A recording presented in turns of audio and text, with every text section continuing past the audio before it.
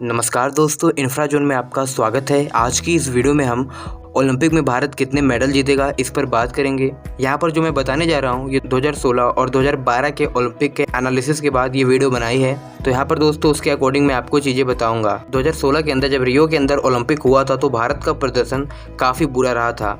भारत ने यहाँ पर 14 मेडल की उम्मीद लगाई थी। 2012 में तो भारत ने करीब 6 मेडल जीते थे। जब 2016 में भारत का बहुत ही बुरा प्रदर्शन रहा ओलंपिक में तो इसके लिए एक कमेटी बनाई गई। इंडियन ओलंपिक एसोसिएशन है, इसने कहा था कि 2020 के टोक्यो ओलंपिक में भारत 14 मेडल जीत सकता है और इस हिसाब से प्रैक्टिस की गई। यहाँ पर जो मैंने एनालिसिस किए हैं उस हिसाब से भारत के 17 शूटर्स ने क्वालिफाई किया था और भारत को यहाँ से बहुत ज़्यादा उम्मीद थी। अभी भी है।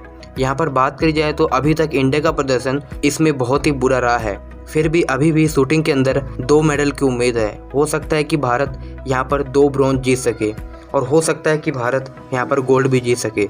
दोस्तों शूटिंग में किसी मेडल को पक्का हम इसलिए नहीं कह सकते क्योंकि यहाँ पर जो भी इवेंट है, चाहे उसमें स्केट की इवेंट हो, रैपिड फायर हो, राइफल हो, यहाँ पर हम ये नहीं कह सकते कि यहाँ मेडल आ सकता है या नहीं।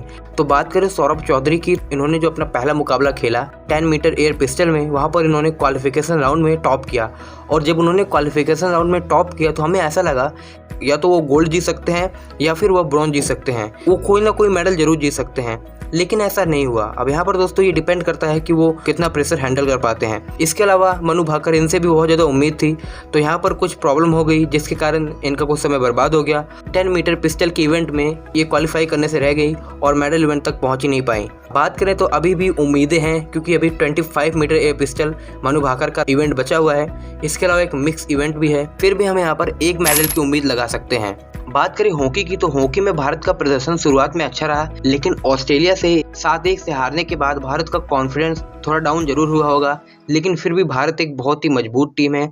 वर्ल्ड में इसकी रैंकिंग 4थे स्थान पे है।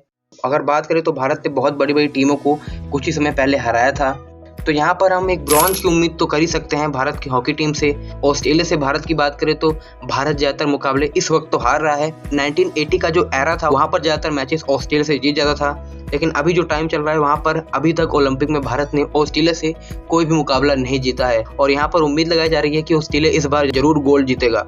इसके अलावा भारत के बहुत सारे एथलीट ने gymnastic, judo, rowing, sailing, swimming, घुड़सवारी, फेंसिंग, गोल्फ, इन सब में भी भाग लिया है, लेकिन यहाँ हम पदक की उम्मीद नहीं कर सकते क्योंकि यहाँ पर न भारत की कोई अच्छी रैंकिंग है और ये भारत के लिए काफ़ी टफ है। अब बात करते हैं आर्चरी की, तो आर्चरी में देखा जाए तो भारत को बहुत ज़्यादा उम्मीदें थी। अभी भी बहुत सारे इवेंट बचे हुए हैं, यहाँ पर मेडल की काफ़ी ज़्यादा उम्मीद थी, लेकिन अगर मैं अपने एनालिसिस के हिसाब से बताऊँ तो यहाँ पर मेडल जीतने की उम्मीद बहुत ही कम है। यहाँ पर जो सीड राउंड हुए थे उसमें 9 की 3 रैंकिंग प्राप्त की थी। अब यहाँ सीड राउंड इसलिए होता है क्योंकि बहुत सारे खिलाड़ी होते हैं, जो मजबूत खिलाड़ी होते हैं वो बाद में लड़ें, आपस में पहले ही ना भिड़ जाएं, इसलिए सीड राउंड बनाया जाता है। इसमें आर्चरी के अंदर मिक्स इवेंट जो था उसमें भारत मेडल जीतने के ज़्यादा चांसेस थे, लेकिन वहाँ पर वो हार चुका है।